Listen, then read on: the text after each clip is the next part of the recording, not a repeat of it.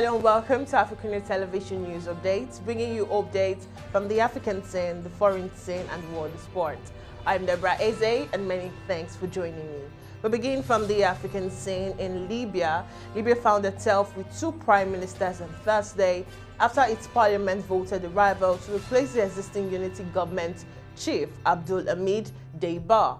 The House of Representatives said its decision followed Prime Minister Abdul Hamid Damiba's failure to hold presidential elections in December. And still in Libya, assailants struck Libyan Prime Minister Abdul Hamid al-Damiba's car with bullets early on Thursday, but he escaped unharmed. A source close to him said Hamid intends factional wrangling over control of the government.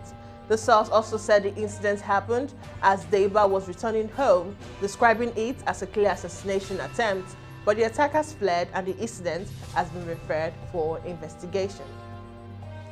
And in Burkina Faso, Lieutenant Colonel Paul Henry Sandaogo Damiba, who took power in a coup in Burkina Faso on January 24th, has been declared president by the Constitutional Council. In a decision notified to him on Wednesday, the Constitutional Council said, and I quote, Paul Henry Sandaogo Damiba, Lieutenant Colonel of the National Armed Forces, is the president of Burkina Faso since 24th of January. In its section on February 8, 2022, the Council took note of the resignation of Marc Christian Kabore from his duties as president of Burkina Faso and officially noted the vacancy of the position. And in Mogadishu, the Somalia capital, a suspected suicide bomber near a security checkpoint leading to the presidential palace has killed at least 6 people and injured 12 others in the Somalia capital, Mogadishu. The restaurants where the blast occurred and a nearby clinic were badly damaged. The city has been the scene of a series of attacks in recent weeks as Somalia struggles with a political crisis caused by long-running disagreements over delayed elections. And in Nigeria, 2 policemen and a civilian have been confirmed dead after armed robbers attacked the bullion van conveying money from a bank on Iwo Road to the Idi area of Ibadan, Oyo State. It was gathered that one of the hoodlums was also killed during a shootout with the police. The incident happened around 1:35 p.m. on Thursday in the Idi area, where robbers reportedly waylaid the bullion van. The State Commissioner of Police, Ngozi Onodeko, while speaking to journalists after the incident, described the attack as a coordinated one. And still in Nigeria, nearly a week after the country almost ran aground, owing to the withdrawal of large amounts of contaminated petrol across states, President Muhammadu Buhari yesterday weighed in on the crisis by ordering those producers and providers of the dirty fuel be held accountable for substandard services and products sold by them. The president also directed the relevant government agencies to take every step in line with the laws of the country to ensure the respect and protection of consumers against market abuses and social injustice.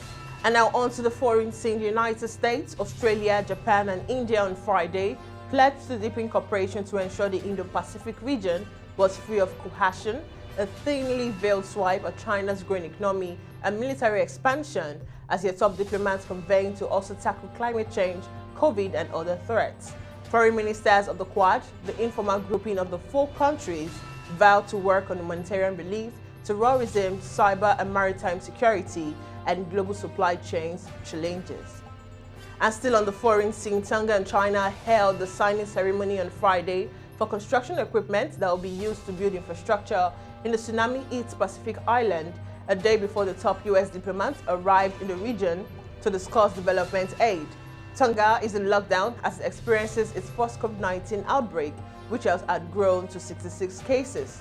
2 Chinese Navy ships carrying tsunami aid will also reach Tonga next week. A handover ceremony for more than 110 pieces of machineries, including bulldozers, trucks, and excavators dispatched from China before last month's volcanic eruption and tsunami was held on Friday, as the equipment is a gift from Beijing. And now on to the sports scene. Mikel Arteta admits he's out of ideas about how to stop his Arsenal players from being sent off after Gabriel Martinelli was shown the club's 4th red cards of 2022. The Gunners were able to hold on for the final 20 minutes at Wolves without Martinelli to win 1-0 and move into the 5th place in the Premier League after top 4 rivals Manchester United and Tottenham had dropped points earlier in the week. And finally, judging Klopp claimed Liverpool do not have Manchester City on their toes yet in the Premier League title race, despite their 2-0 home victory over Leicester.